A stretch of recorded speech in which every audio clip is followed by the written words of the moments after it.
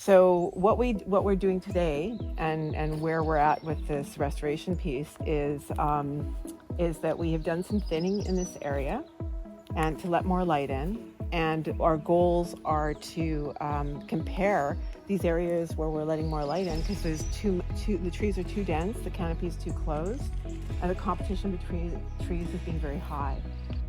So by alleviating that, we're trying to move more quickly towards the old growth forest state. So what we're trying to do with our experiment is to plant some native plants in our plots that we've set up, and then we're going to see whether or not we see a difference on the side that is fenced and the side that's not fenced. So which side do you see? Around.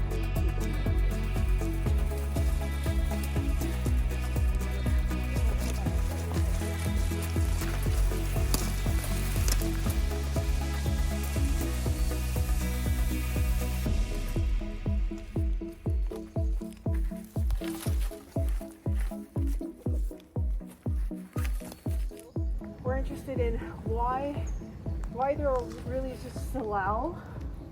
Like, so we're not getting a lot of young trees coming back. We think that deer might be eating them because there's not a lot of food for deer. They don't like salal. They don't like Oregon grape. So they're struggling to find food. But it could also be that there's literally no seeds left for new plants to come up.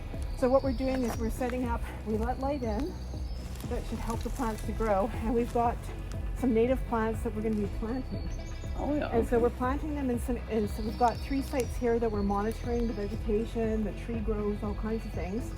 And you see the flags in the bush. We're fencing off half the area and we're putting plants in there, and then we're not fencing the other half of the area, and we're going to see What happens? we're going to see, how important light is versus deer, versus maybe the seed bag on as well. Yeah. So we're doing 10 here in the fence, and then I've done 10 outside the fence. So the idea is to compare. Ideally, nothing can get in to eat these.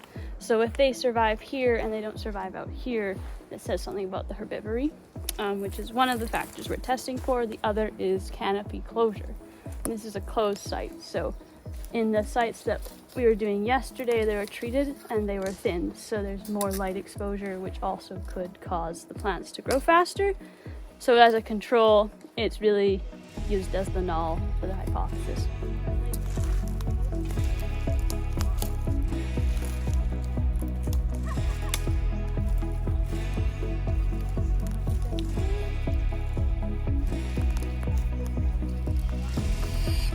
Also, try to plant them in areas that you think have soil.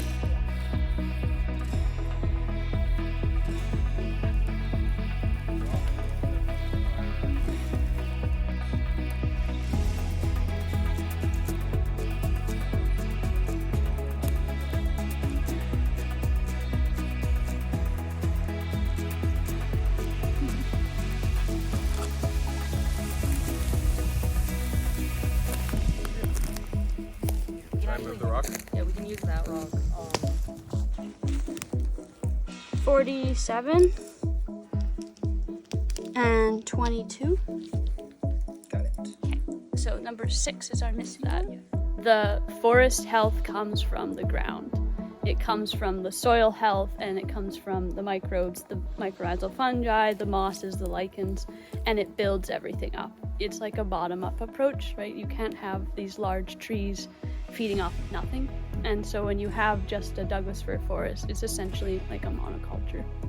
And having a lot more diversity not only brings in more biodiversity of animals and different plant species, it makes a more resilient soil, which retains water more, which reduces fire risk. So ultimately, that's what we're working towards in this project, but also just from like a life perspective, having more diverse life is a good thing.